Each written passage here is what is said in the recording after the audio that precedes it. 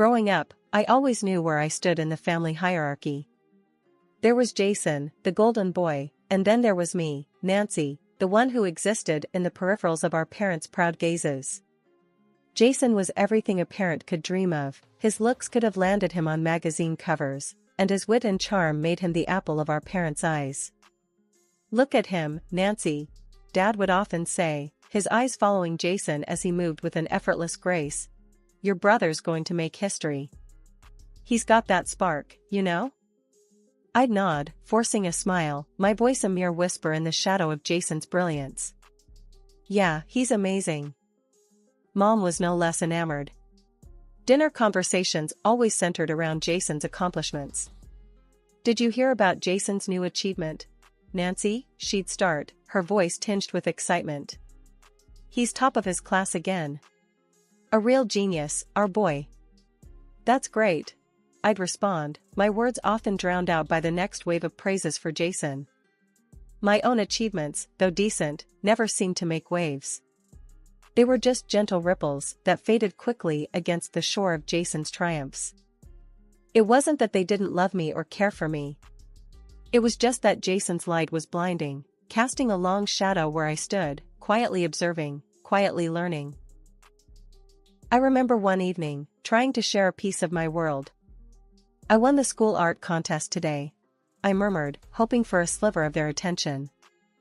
"That's nice, dear," Mom replied, her smile sincere, but fleeting. "Could you help set the table?" The conversation swiftly shifted back to Jason's recent debate victory. I did what I always did, I helped set the table, my mind wandering to places where my achievements weren't just background noise. In those quiet moments, when the house hummed with the tales of Jason's adventures and dreams, I found my own space, my own peace. It wasn't that I didn't have dreams or aspirations. It was just that mine didn't shine as brightly in the family spotlight. "Nancy, you know we're proud of you too, right?" Dad once said, his voice softer, as if he sensed the unspoken feelings that hung like delicate cobwebs in our conversations. "I know, Dad," I replied, my voice steady, my resolve clearer than ever. "I'm proud of me too." And in that moment, I realized it. Being in the shadows wasn't a curse. It was a blessing in disguise. It was where I found my strength, my resolve, and my path. A path not illuminated by the glaring lights of expectation, but one that was lit by the steady glow of self-belief. The day Jason's world came crashing down, it started like any other. Mom was bustling around the kitchen, Dad was buried in the morning paper, and I was just about to leave for work. Then the phone rang, a sharp, shrill sound that seemed to slice through the normalcy of our morning. Mom answered, her usual cheery hello faltering as the words on the other end of the line sunk in. I could see her face drain of color, her hand clutching the phone like a lifeline. What are you saying?" she stammered, her voice barely a whisper. "My Jason? That can't be." Dad and I exchanged worried glances, the air thick with tension. He stood up, his chair scraping against the floor, and made his way to Mom. "Honey, what is it? What's happened?" It was like watching a dam break. The words poured out of Mom, each one heavier, more unbelievable than the last. "It's Jason, he's been arrested. They're saying he used his looks, his charm, to scam women out of their money." The room spun, the news hitting us like a physical blow. Jason, our golden boy, the pride of our family, a criminal?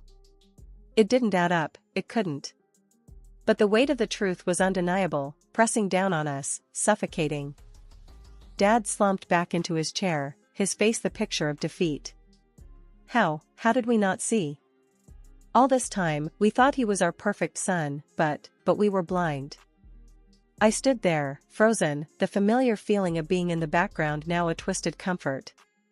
But this time, the background was a stage for a tragedy, a play where our family was coming apart at the seams. Mom was sobbing now, her body racked with guilt and disbelief. We failed him, we spoiled him. Gave him everything, never questioning, never doubting. And now, look what he's done. Her words were like bitter pills, hard to swallow. We had all played our parts in this, in one way or another. Our silence, our blind adoration, they had fueled Jason's fall, just as much as his own actions. I moved closer, my own shock giving way to a need to hold my family together. Mom, Dad, this is hard. It's going to be hard. But we need to face it, deal with it. We can't let this break us. Dad looked up, his eyes meeting mine, a silent understanding passing between us. Nancy's right. We need to be strong, now more than ever. We sat there, the three of us, bound by blood and a shared heartache. The golden image of Jason, the one we had all held on to, had shattered. Sitting at the old, creaky kitchen table that had witnessed so many family dramas, the air felt different, almost electric with change. Mom and Dad had called me over, their faces solemn, a stark contrast to the usual casual weekend dinners. Nancy, we need to talk, Dad began, his voice unsteady. He was a man of few words, so the seriousness in his tone immediately set off alarms in my head. Mom reached across the table, her hand trembling slightly as she took mine. Honey, your father and I have been doing a lot of thinking. About the past, about how we treated you and Jason. I felt a knot forming in my stomach. Discussions about Jason usually meant trouble or disappointment. But this felt different. There was a sense of confession in the air, a need for redemption. We realized we weren't fair to you, Nancy, Dad continued, his eyes not meeting mine. We were so caught up in your brother's life, his successes, and, later, his mistakes. We overlooked you, the steady, strong heart of this family. Mom nodded, her eyes brimming with unshed tears. We're so sorry, sweetheart. We can't change the past, but we want to make things right, starting now. We've put aside some money for you, for your education, for your future. It's not just an investment, it's our way of saying we see you, Nancy. We always should have. The words washed over me, a mix of emotions swirling inside. Part of me wanted to brush it off, to maintain the sturdy, independent facade I'd built over the years. But another part, a softer, more vulnerable part, felt seen for the first time in a long while. Mom, Dad, I don't know what to say. I stammered, the walls I'd carefully constructed around my heart starting to crumble. Say you'll accept it, Nancy. Say you'll let us do this one thing right, Mom urged, her voice thick with emotion. So, I accepted, not just the money, but the olive branch they were extending. College was a whirlwind of late-night study sessions and early morning classes, but every challenge, every triumph felt doubly sweet. It was my journey, but it was also our journey, a silent pact between my parents and me to mend the frayed edges of our family tapestry. Graduation day was a scene I'd replay in my mind for years to come. Mom and Dad in the audience, their applause drowning out the rest, their faces alight with pride, not just in my achievements, but in our collective healing. Madam Wilson, my students would greet me each day as I entered the classroom of the prestigious private school where I taught. My heart would swell with pride, not just for the title, but for the journey it represented. Life found a new rhythm, a comforting routine of teaching, grading, and quiet evenings in my rented apartment. The savings account for my own place grew slowly but steadily, a testament to my perseverance and independence.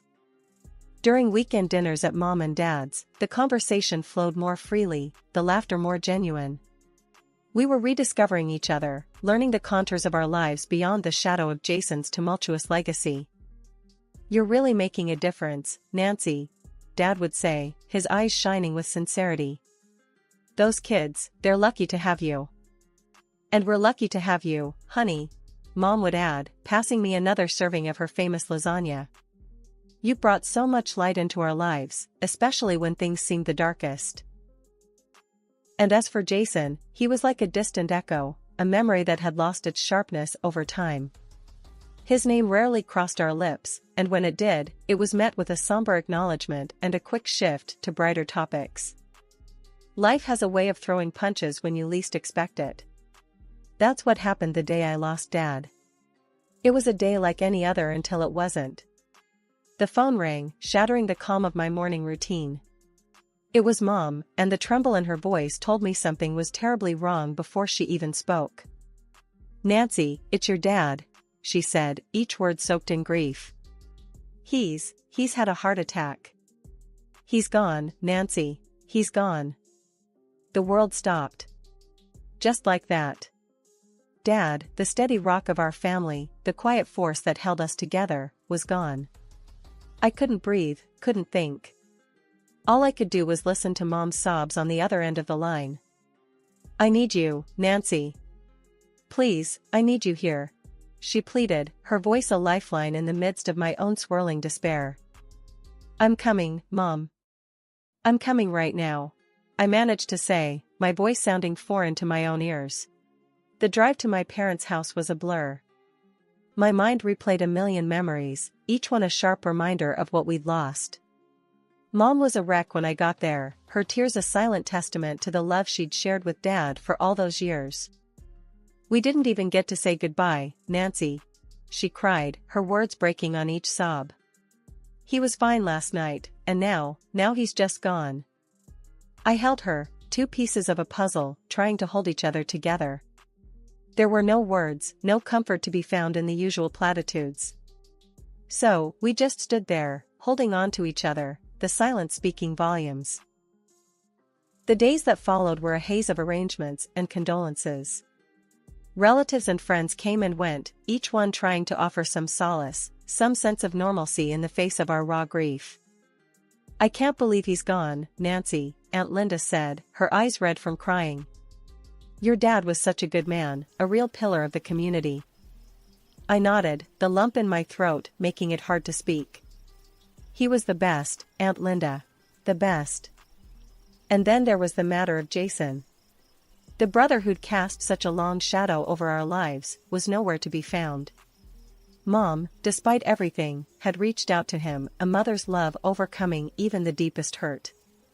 "He didn't even care, Nancy," she told me, her voice hollow. "He just asked about money, about inheritance. As if your dad's life was just some transaction." The anger that flared within me was fierce and protective. "Forget him, Mom. He made his choices. We're better off without him." The funeral was a quiet affair, just a few close friends and family. The absence of my brother was a silent scream in the midst of our mourning, a final proof of the divide that had grown between us. After everyone else had left, Mom and I stood by Dad's grave, the finality of it all hitting us like a physical force. "He loved you so much, Nancy," Mom said, her hand gripping mine. "We both did. We both do." I squeezed her hand back, the gesture a promise, a vow. "I know, Mom. And I love you. We'll get through this. Together." Life was different after that. The house felt emptier, the conversations quieter. But in that quiet, there was also a sense of unity, of two people coming together, sharing a loss, and somehow finding a way to keep moving forward. Life after Dad's passing was like walking through a fog. Me and Mom, we were trying to pick up the pieces, make sense of a world that had tilted on its axis. That's when the greed we thought we'd left behind came knocking. I started noticing it, subtle at first. Mom would get these phone calls, her face turning all shades of worry as soon as she saw the caller ID. She'd step into the other room, her whisper seeping through the walls, laced with tension and unease. "Mom, what's going on? Who keeps calling?" I finally asked one evening, unable to shake the feeling that something wasn't right. It was like watching a dam break. Mom's facade crumbled, the truth pouring out in a torrent of pent-up fears and guilt. "It's Jason," she confessed, her voice barely above a whisper. "He's been calling, asking for money. I've been sending it to him, Nancy. I didn't want to worry you." My heart sank, a mix of anger and disbelief churning inside me. "Jason? After all this time, after everything, he has the nerve to ask for money?" Mom nodded, her eyes clouded with regret. I know it's wrong. But he's my son, Nancy. I couldn't just turn him away, not completely. I took a deep breath, trying to steady the storm inside me. Mom, we can't do this. We can't let him bleed us dry. He didn't even care enough to come to Dad's funeral. His greed, it's got no end. The decision was made. Next time Jason called, we'd put an end to it, once and for all. The phone rang, right on cue, Mom's hand shaking as she answered. Jason, listen. She started, her voice stronger than I'd heard in a long time. I can't do this anymore. There's no more money. You need to figure things out on your own. The response was a barrage of insults and threats, Jason's voice a venomous hiss spitting through the phone. But Mom stood her ground, her resolve a newfound armor against his greed. After she hung up, the silence that followed was heavy, loaded with the weight of a severed tie, a final break from the son who'd chosen his path, a path of selfishness and greed. Just when we thought we'd weathered the worst of the storm, life hit us with another cruel blow. Mom, she'd been the glue holding me together after Dad passed, but her heart, it seemed, was more fragile than we knew. I found her that morning, peaceful like she was just sleeping. But I knew, the silence in the house screamed it, she was gone. The pain, the loss, it was like a punch to the gut, knocking the wind right out of me. I called Aunt Linda, my voice a shaky whisper, Aunt Linda, it's Mom, she's passed away. The line went quiet, the kind of silence that's heavy with unspoken words. Oh, Nancy, she finally said, her voice thick. I'm so sorry. Your mom, she was one of the good ones. The days that followed were a blur. There were arrangements to be made, people to call. The same people who'd just offered their condolences for Dad were back, their faces etched with shock and sympathy. I was running on autopilot, doing what needed to be done, but inside, I was screaming. How much loss can one person take? First Dad, then the betrayal of cutting ties with Jason, and now Mom. The funeral was a quiet affair, just close friends and family, the air thick with grief and whispered prayers. And once again, the gaping absence of Jason was like a dark cloud, a stark reminder of the choices he'd made, the family he'd turned his back on. After everyone else had left, I stood there alone, the weight of my new reality pressing down on me. Aunt Linda came over, her hand gentle on my shoulder. Nancy, you're not alone in this, she said, her voice firm. You've got family, people who love you. And your parents, they'd be so proud of you, of the woman you've become. Her words, meant to comfort, were a small light in the darkness. But the path ahead was mine to walk alone, a road paved with memories and what-ifs. The house, once filled with the laughter and warmth of a family, now echoed with silence, each room a reminder of what had been, of what was lost. But in that silence, there was also space to breathe, to grieve, and eventually, to heal. The grief was still raw, the loss of Mom like a wound that refused to heal. That's when Jason decided to make his grand return, not with condolences or apologies, but with demands and arrogance. I heard the knock, loud and impatient, echoing through the empty halls of the house that had once been filled with love and laughter. I opened the door, and there he stood, my brother Jason, looking every bit the part of the prodigal son, except there was no remorse in his eyes, just greed and entitlement. Nancy, long time no see, he said, his voice dripping with a false cheerfulness that didn't reach his eyes. Beside him was his wife, her makeup as bold as her husband's audacity. Jason, I replied, my voice steady, despite the storm of emotions inside me. What are you doing here? He smirked, a look that made my skin crawl. Well, sis, now that the old folks are gone, I figured it's time to settle the family affairs. Starting with this house. His words hung in the air, heavy with implications. His wife, standing there like a vulture waiting for its share, chimed in. Yeah, sweetie, why don't you just pack up your things and make it easier for everyone? I felt a flare of anger, hot and fierce. This is my parents' house, my home. You have no right to barge in here and make demands. Jason's smirk widened. Oh, come on, Nancy. We all know Mom and Dad would have wanted me to have this place. I'm the eldest, after all. I shook my head, disbelief and anger mingling in a potent mix. You have some nerve, Jason. You didn't even bother to show up for their funerals, and now you just waltz in here expecting to take everything? His wife snorted, her voice sharp and cutting. Look, let's not make this harder than it has to be. You've had your time here, now it's our turn. We'll be back in 3 days to move in. I suggest you're not here when we do. They turned to leave, their laughter a bitter sound that echoed in the empty halls of my parents' house. I stood there, rooted to the spot, a mixture of grief, rage, and disbelief coursing through me. But as the door closed behind them, a resolve settled in my heart. This was not just a house, it was my heritage, my parents' legacy. I wouldn't let Jason and his greed tarnish their memory, wouldn't let him destroy what they had built with love and sacrifice. I picked up the phone, my fingers dialing the number of Aunt Linda, Mom's lifelong friend and confidant. Aunt Linda, it's Nancy. I need your help. Jason's back, and he's after the house. Her voice, strong and steady, was a comfort in the storm. Don't you worry, Nancy. I'll be right over. We'll sort this out, you and me. We won't let him get away with this. As I hung up the phone, a sense of determination took hold.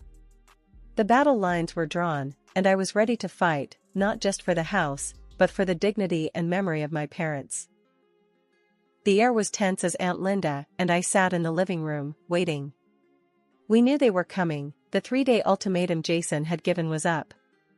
When the sound of a car pulling into the driveway reached our ears, we exchanged a glance, a silent agreement that we were in this together, come what may.